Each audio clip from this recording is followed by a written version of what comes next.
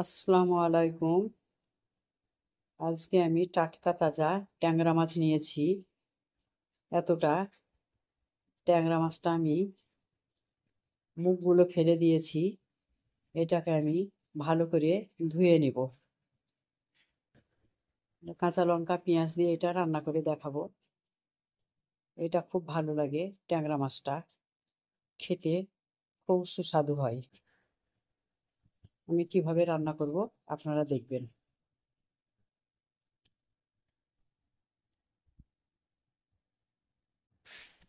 এই দেখুন, আমি ছিলে ঘষে ঘষে ধুয়ে নিয়েছি। এই পিলপিলেগুলো বার করার জন্য একটু নুন দিয়ে ঘষে নিয়েছি। এটা আমি ভালোভাবে পরিষ্কার করে নিয়েছি।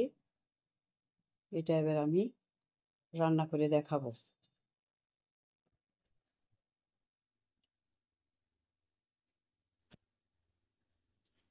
মাছের জন্য এতটা আমি পেঁয়াজ কেটে নিয়েছি। 4টে থেকে 5টা আমি লঙ্কা কেটে নিয়েছি। একসঙ্গে আমি এটা দিয়ে দিচ্ছি।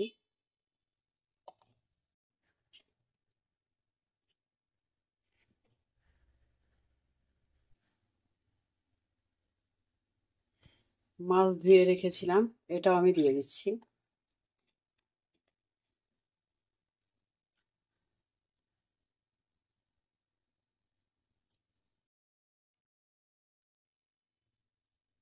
এটা কাঁচায় রান্না খুব ভালো লাগে। এবার আমি মশলাগুলো সব দিয়ে দিব একটু একটু করে।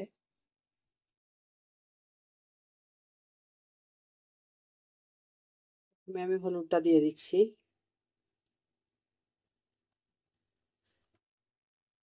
এতটা আমি লঙ্কা গুঁড়ো দিয়ে দিচ্ছি।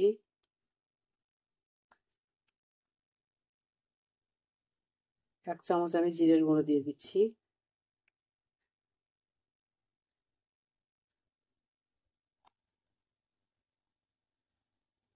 আদা রসুনের পেস্টটা আমি দিয়ে দিচ্ছি।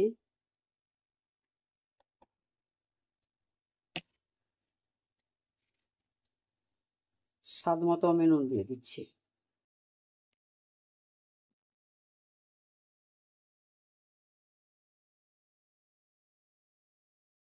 এতটা আমি তেল দিয়ে দিচ্ছি।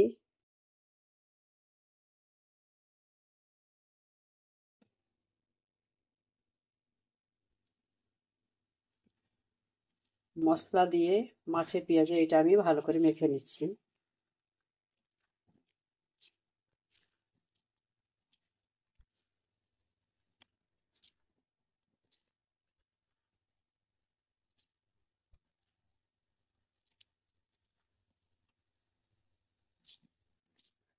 এটা ট্যাংরা মাছের ঝাল খেতে খুব ভালো লাগবে।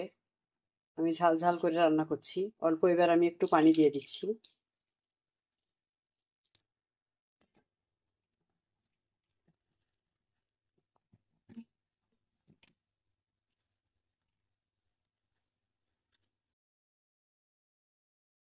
আর একটু দিয়ে দিচ্ছি অল্প করে।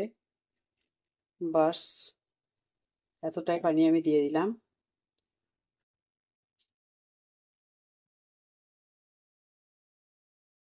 গ্যাসটা ধরিয়ে আমি বসিয়ে দিলাম। অল্প সময়ের মধ্যে হয়ে যাবে। মাছ সিদ্ধ হতে দেরি লাগে না। এবার আমি ঢাকাটা দিয়ে দিচ্ছি ফুল আঁচ দিয়ে।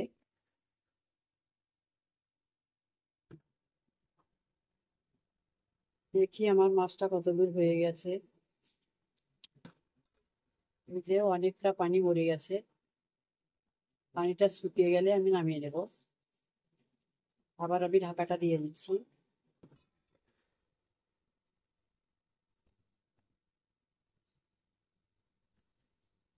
ঢাকাটা আমি তুলে নিচ্ছি। এই যে ট্যাংরা মাছের ঝালটা আমার হয়ে গেছে। আমি এবার গ্যাসটা অফ করে দিব আর প্লেটে তুলে আপনাদের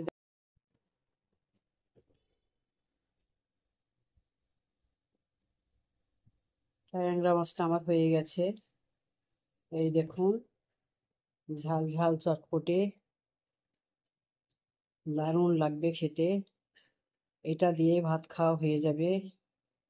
এইভাবে আপনারা রান্না করে খেয়ে দেখবেন। লাইক ফলো কমেন্ট করবে।